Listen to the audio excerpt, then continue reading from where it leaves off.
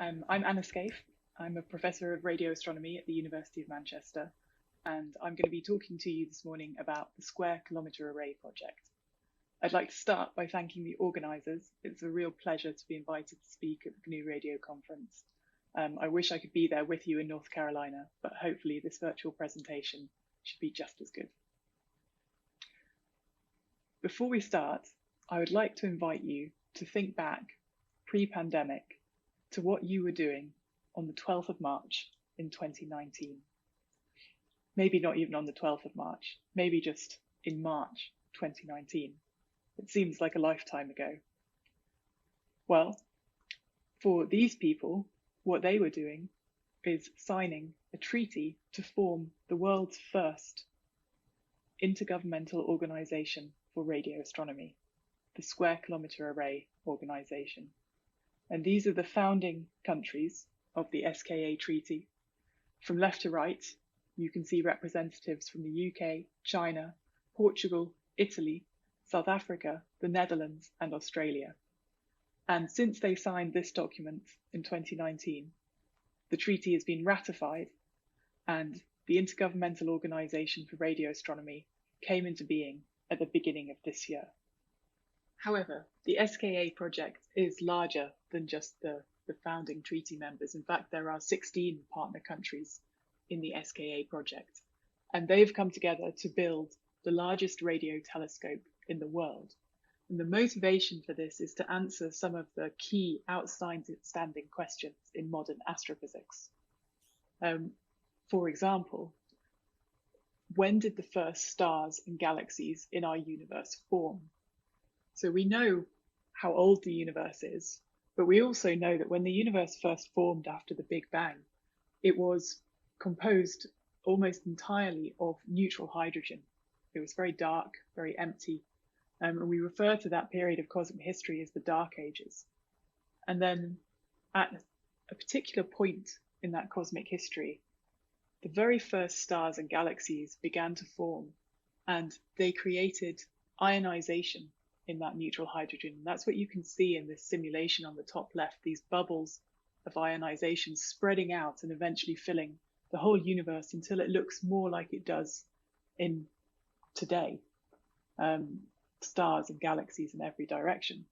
The question is, exactly when in cosmic history did this reionization occur? And what were the processes that were underlying it? And this is one of the key driving questions for the SKA telescope. We refer to this as the epoch of reionization science case.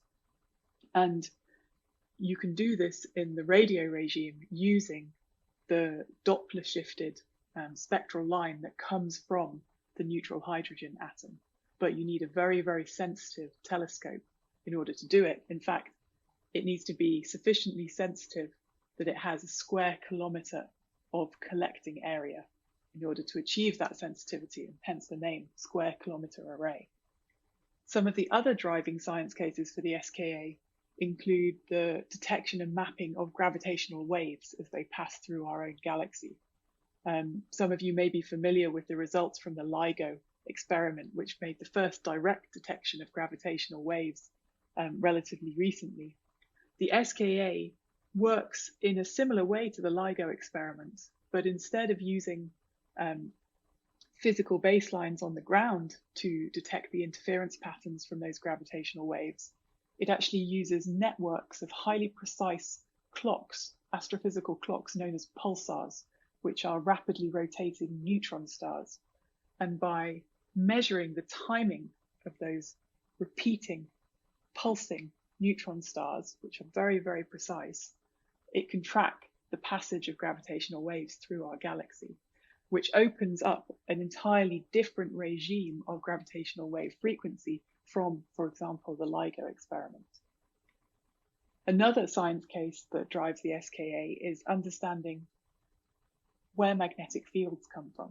Now, magnetic fields are one of those things that are completely ubiquitous in astronomy. We see them on the very smallest scales, from where they influence the formation of stars, to the very largest scales where they govern the evolution of galaxies. But we don't know what the origin of those magnetic fields is.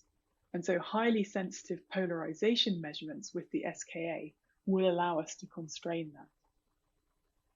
And then finally, a case that many people like is the search for extraterrestrial intelligence. Are we alone in the universe? Now, there are many ways to address this question experimentally, but one of the primary methods for the SKA is to use the very fine spectral resolution of the instrument in order to measure molecular emission lines from molecules that indicate the presence of life on other planets. To address the science goals of the SKA actually needs more than one telescope. And so, in fact, the SKA Observatory is building 2 telescopes.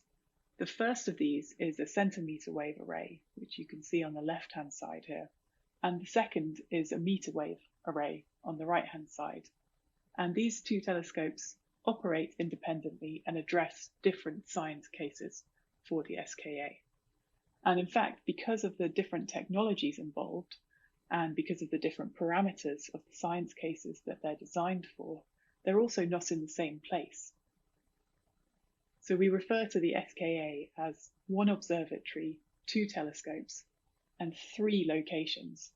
I'll come back to the 3rd location later on. So where do you build a telescope like the SKA? Well, for radio instrumentation with these kinds of sensitivities, you need to build it somewhere where man-made radio frequency interference is going to be minimized. And so the SKA telescopes are going to be built in 2 of the most radio quiet places in the world. The first of these is in the northern Cape of South Africa in the Karoo region, where the South African government has instituted a protected astronomy reserve. And in this location, the telescope that's going to be built is the centimetre wave telescope of the SKA, what we call the mid-frequency array. And this is an interferometric array, so it is an array of dishes. You can see them just popping up out of the landscape there. Now, in this artist's impression, you can see that the design for the dishes is an offset Gregorian design. So there's a carousel of receivers that sits in that cradle attached to the main dish by the receiver arm there.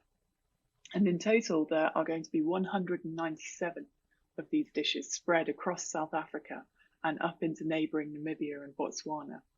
And those distances are necessary in order to achieve the resolution that we want to address the science goals of the telescope. Now, in practice, of course, maintaining a radio quiet area over those kinds of distances is extremely difficult. And whilst you might have a protected astronomy reserve around the main concentration of dishes, of course, when you talk about those hundreds of thousands of kilometre distances, you also need to think about the wider environmental factors that are affecting your radio environment. And of course, as we know, the main factor that affects the level of radio frequency interference is population density. And we can see that here in this map of background radiation at 130 megahertz across the world. And what should be evident is that in the northern hemisphere, there's a lot of background radiation. You can especially see that bright concentration over continental Europe. But in the southern hemisphere, it's distinctly more quiet. And I've in particular highlighted South Africa here and Western Australia as particularly radio quiet areas. And that, of course, is due to the comparative population density in those regions. So I'd just like to put that into context for people by letting us think for a moment about the population density in North Carolina. So if we think about the number of people in North Carolina, and in particular in Mecklenburg County, where Charlotte is, you can see that there's roughly about 1,700 people per square mile in Mecklenburg County. And of course, that's because Charlotte forms a large part of the county there. In terms of the number of people per square kilometre, that's about 1,000 people per square kilometre. Of course, North Carolina is not the most heavily populated state in the US, nor is it the least populated. But let's just compare that number for a second to the population density in the Karoo region in the Northern Cape of South Africa. So if we look at the population density in South Africa, you can see that it's heavily concentrated around the coasts and into the northeast there. In the Karoo region, and especially in that protected astronomy reserve, the population density is somewhere between 0 and 4 people per square kilometre. So it's extremely low, and that's very important for maintaining that RFI quiet area over large contiguous distances. And you can see the positions of the different dishes that are going to be spread out across that region for the Scaife mid-frequency array. However, the second telescope of the Scaife is going to be somewhere even more radio quiet than the Karoo region of South Africa. Now, to get to the second telescope, we have to go all the way around to the other side of the southern hemisphere, out into Western Australia. Now, Western Australia is going to be the site of the low frequency telescope. So this is a meter wave array, and the technology is really quite different here. You can see that we don't have solid dishes. The array is built up of islands of dipole antennas, and these are, we call them Christmas tree antennas because of the shape, and that makes them a very broadband, low frequency antenna. Now, these antennas are going to be located in an area known as Murchisonshire in Western Australia. It's an area of about 50,000 square kilometres. There are no towns.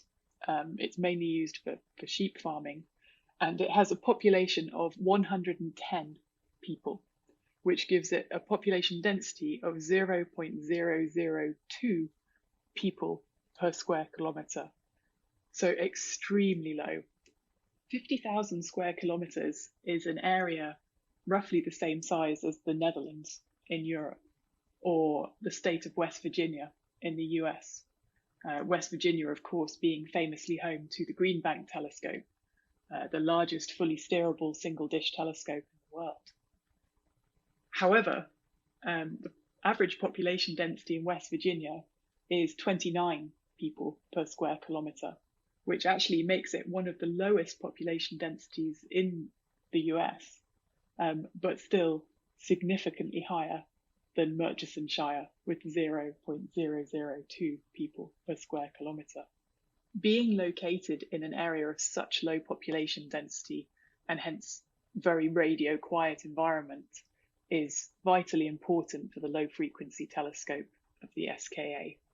These stations of antennas that you can see here are phased arrays of the dipole antennas, and so effectively they form the same kind of thing as an individual dish in the mid-frequency array. And they are the technology that will be used primarily to address the key science goal of detecting and mapping the epoch of reionization when the first stars formed. In total, when it's fully constructed, there will be 130,000 of these dipoles clustered into stations and spread out across the red deserts of Western Australia. What I've been showing you up to now are, of course, artists' impressions of the telescopes. And the full construction of the telescopes isn't expected to be finished until 2027. But of course, there is hardware already on the ground. And here is the first 64 dishes of the Scaife mid-frequency array in South Africa. This is known as the MeerKAT telescope. Of course, the beauty of interferometric radio telescopes is that you don't have to have finished the full array before you can start using them.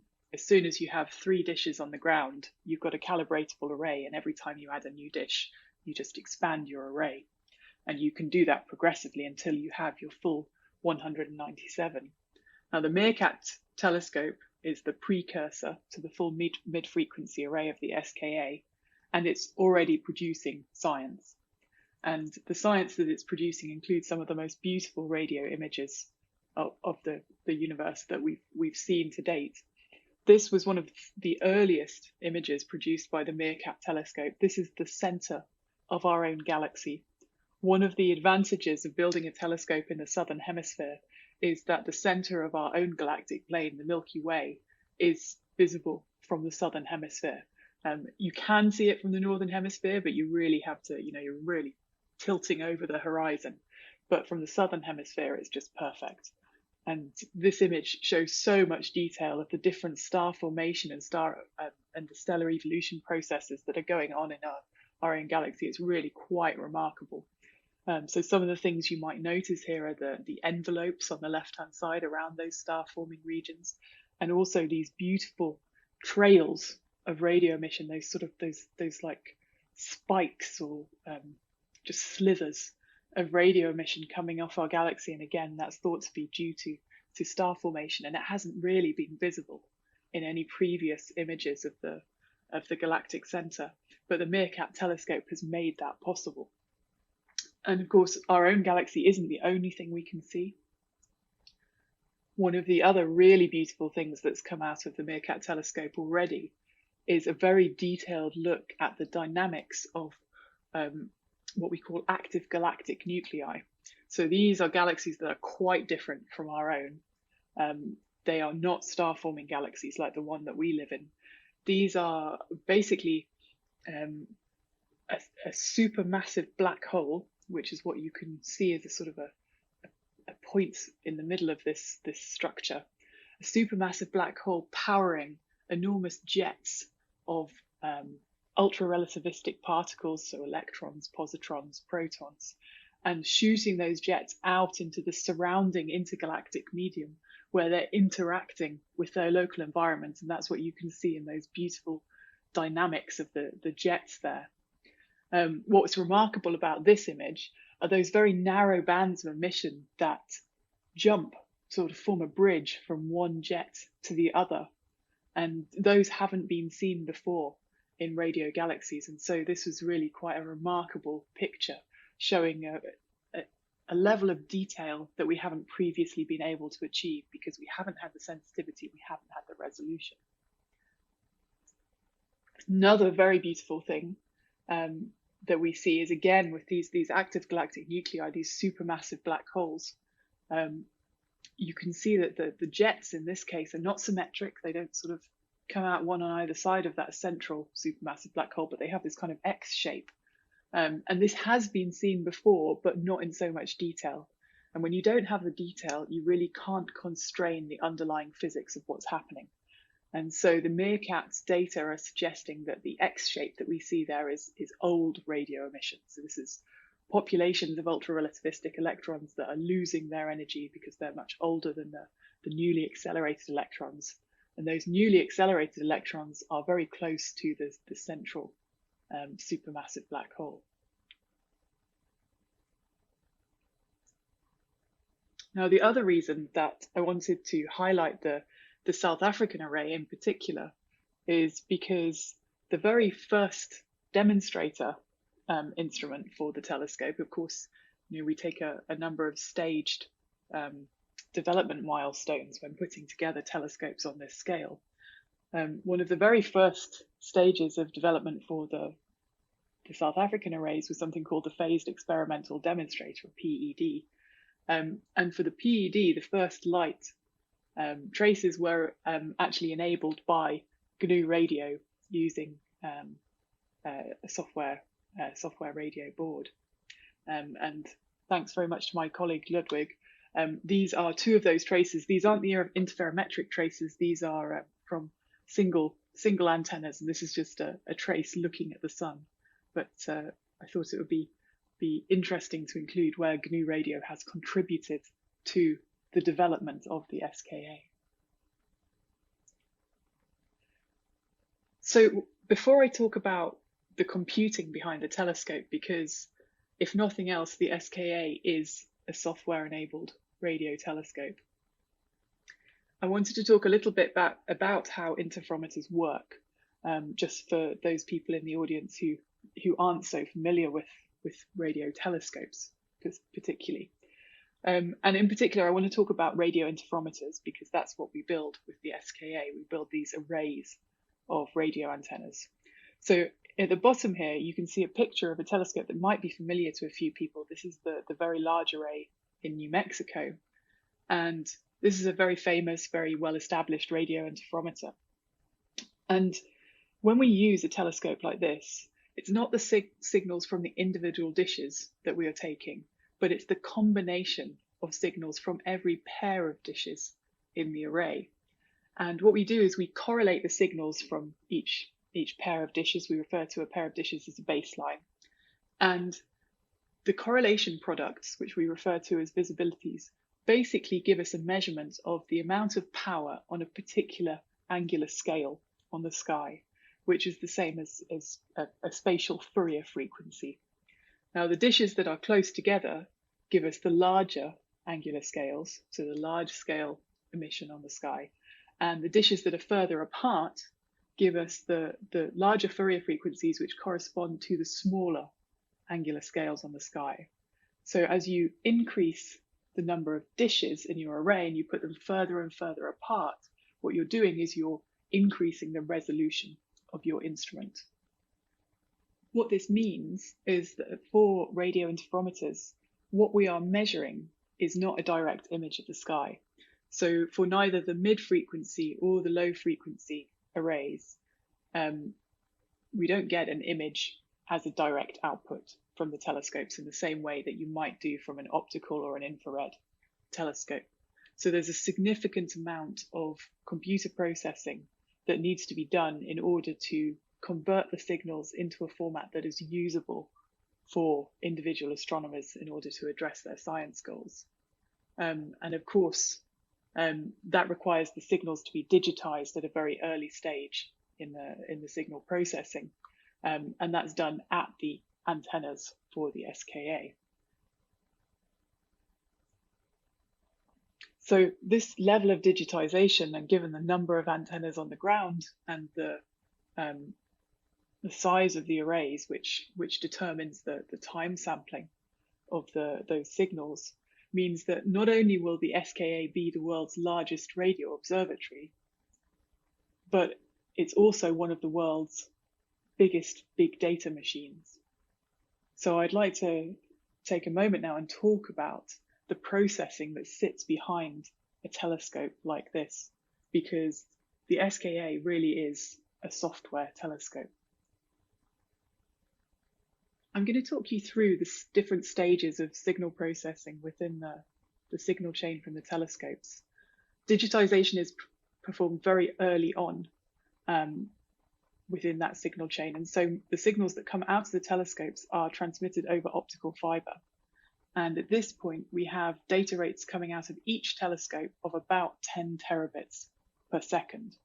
And they go to what we call central signal processing. Now you'll notice here that there are signals going into central signal processing and coming out.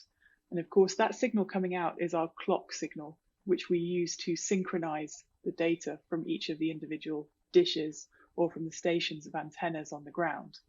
And that synchronization is extremely important because we need to be able to correlate the signals with very, very high precision. So our clock signal is at the level of an atomic clock.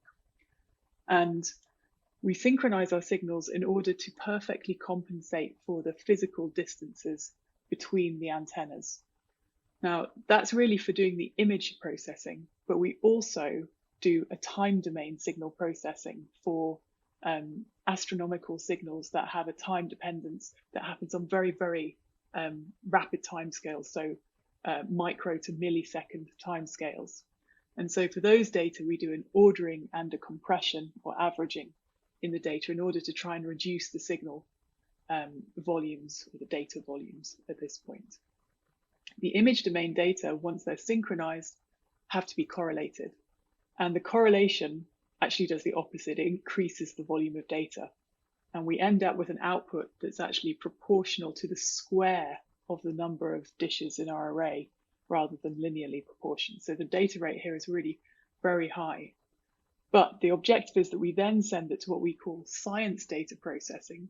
And this is where we form the images from those correlated data products.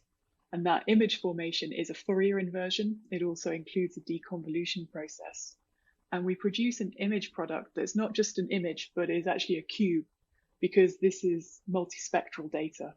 So we can have 16,000 frequency channels across the SKA bands. And so astronomers actually receive a cube which has an image for each one of those frequency bands.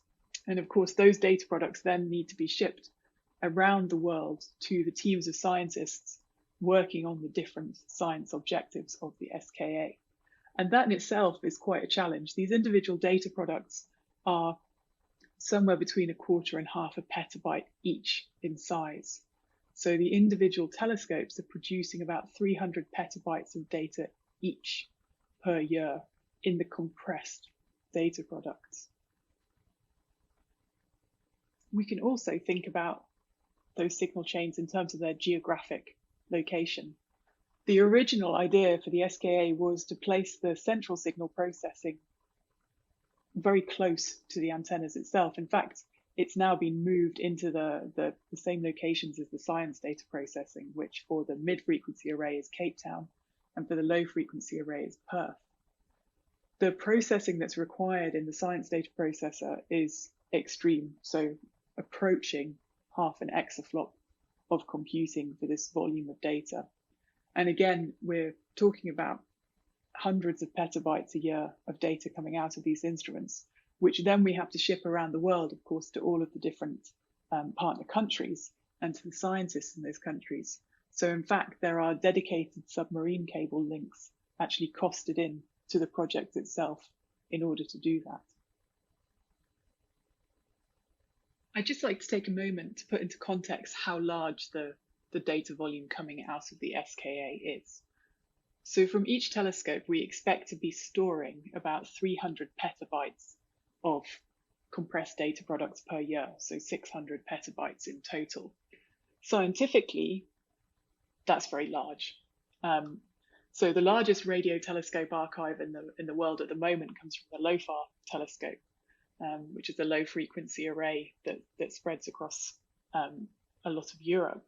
And LOFAR is storing about 25 petabytes of data per year.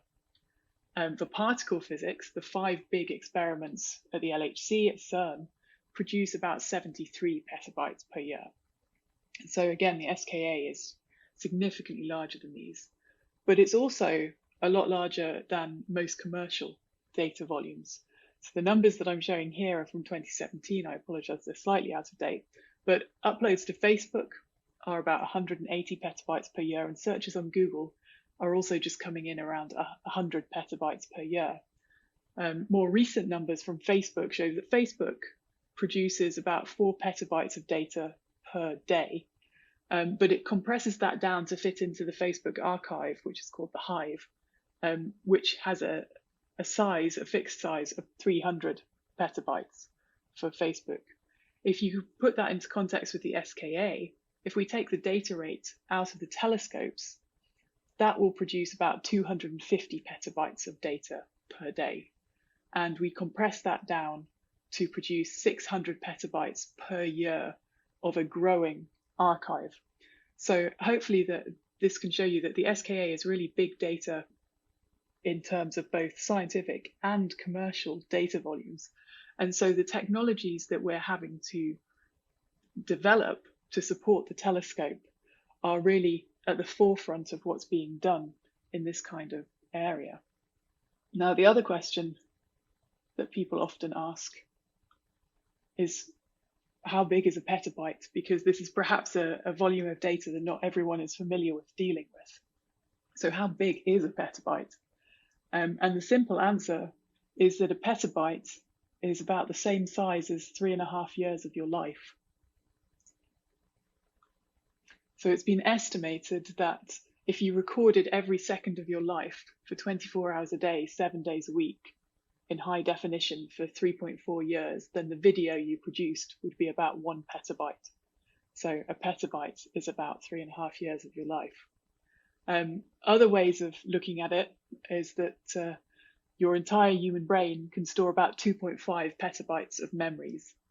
And if you stored 4,000 digital photographs per day, every day, for your entire life, they would require about 1 petabyte of storage. So hopefully from those numbers, it should be clear that when we talk about 600 petabytes of data per year, year on year, we're talking about a lot of data. And of course, we have to get it around the world to individual astronomers. But if you give individual astronomers that kind of volume of data, what are they going to be able to do with it? Because, astronomers are just normal people, right? We don't have the capacity to deal with much more data individually than anyone else. And so the answer is that we have to create a network of data centers around the world in order to support the scientific community in using these data. Because, let's face it, we're probably not going to be downloading 300 petabytes onto our laptops. And so as part of the SKA project, one of the things that's being developed at the moment is a network of what are called SKA regional centers, which are the centers where the data will be archived and made available to astronomers, but also centers that will provide the computing for the individual astronomers to work on the data itself. And when we think about what's in those data, then it becomes a whole other problem, because being able to access the data is one thing, but being able to use it, and not only use it, but use it in a timely fashion, is another thing. So in those data cubes, the SKA is going to detect tens to hundreds of millions of different astrophysical systems. Now, most of modern astrophysics is built on what we call population analyses. So we need to see a large number of particular types of known object in order to understand the factors that govern their evolution and their origins. But to do that, we need to be able to extract those astrophysical objects out of the data cubes themselves. And we need to be able to do that, firstly, in an automated fashion, because there's simply not enough time for individual astronomers to go and look at that volume of data. But we also need to do it in a manner that allows us to also identify if there's something in those data cubes that we've never seen before. History teaches us that most new scientific facilities don't become famous for the thing that they were designed to do, but they become famous for the thing that they discover. So we need to make sure that whilst we automate our processing, we need to do it in a way that doesn't automate out the potential for discovery.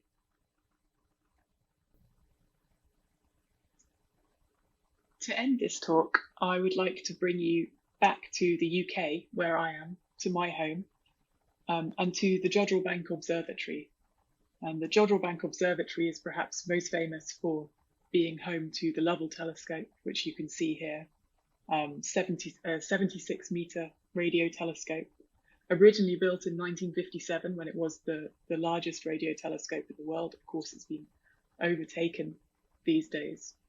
But the reason I bring you here is not because it's my home observatory, but because it's also home to the headquarters, the global headquarters of the Square Kilometre Array organisation, now the Square Kilometre Array Observatory, since its intergovernmental organisation status has been ratified. And the headquarters of the SKA sits just below the Lovell telescope. You can see it in the foreground of this picture. Of course, it is completely finished these days. This photograph was taken over a snowy winter when the headquarters was being constructed. And this headquarters represents to the SKA what CERN is to the LHC. It is the global organisation and will be for the next 50 years of the lifetime of the telescope. So I do recommend, if you're ever in the UK, you are welcome to visit the observatory. There is a visitor centre and you can take a peek at the SKA observatory itself. And at that point, I will finish. I will be live for questions, but I'd like to say thank you for listening to my talk and enjoy the rest of the conference. So, first of all, thank you very much. I was already hearing from people in the room that they're very impressed about the scale of this application, which I think is probably the first thing that hits many people. There's been some questions in chat, and I was wondering if you wanted to speak to any of those directly before I take questions here in the room. So the questions in the chat, let me see. So there's some questions about synchronization, which I hope I've answered correctly. So the question is what's the mechanism that the SKA is using for the synchronization signal? And I believe it's White Rabbit. Now, if there may be some domain-specific adaptation of that that's being developed, but I'm afraid that I don't work in that consortium, so I don't really know the details of it. But until someone corrects me, I'll say it's white rabbit. And then let me see, there was also a question about the use of AI on a more internal basis rather than just for the science, so for the management of the observatory and specifically for the science pipelines. And that's something that we're starting to think about at the moment, not only for the computing, but also for the maintenance of the arrays.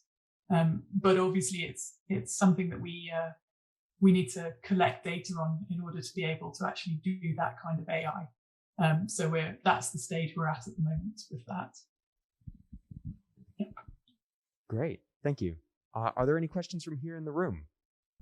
Hi, great presentation. I loved it. Great animations as well. My question is, how are you processing all the data? Like I was looking at the webpage right now, and I see that you have CPU processors, but are you also mixing other processors like GPUs, FPGAs? I don't know if you can comment a little bit about that on the processing side. Thank you. Yeah, so in fact, the central signal processing is mainly on FPGA. So that's all firmware. And then the science data processor is all GPU. So in fact, the cost per flop, and in fact the power, the flops per watt is much better on GPU for this processing. So you talk about these data cubes which have 64K frequency slots. So how big are they sort of horizontally, both in like pixels, I guess, and angles subtended of the sky? Yeah, so I think, so in terms of pixels on the side of an image, so the images are 64K by 64K, which I think is roughly 1 or 2 degrees for the mid-frequency array. For the low-frequency array, it'll be significantly larger, something more like 5 or 6 degrees in an image. And then in the frequency resolution direction, I think the specifications have up to 128,000 frequency channels, but in practical terms, I suspect that people won't really use more than about 32,000 frequency channels. Yeah. For those who are not in the radio astronomy realm, frequency channels, at least based on my understanding, has ended up mapping very similar to how we would consider an FFT bin, although there's quite a bit of subtlety that ends up stacked on top of that I've yet to learn. Any other questions from the room? None from here. So just one last check with the online side. This is the fun bit of chasing around a hybrid event. All we have is a confirmation that it is White Rabbit from somebody who's gone and searched. So good guess.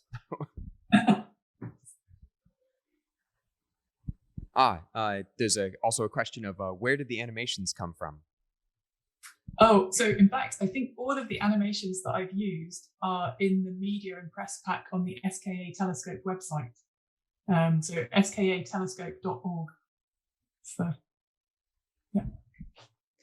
Wonderful. Well, thank you very much again, Professor. And we wish you had been here, but hopefully GRCon will be a little bit more open in the future, and maybe even a European event. So thank you very much. Yeah, you're very welcome. Thank you again.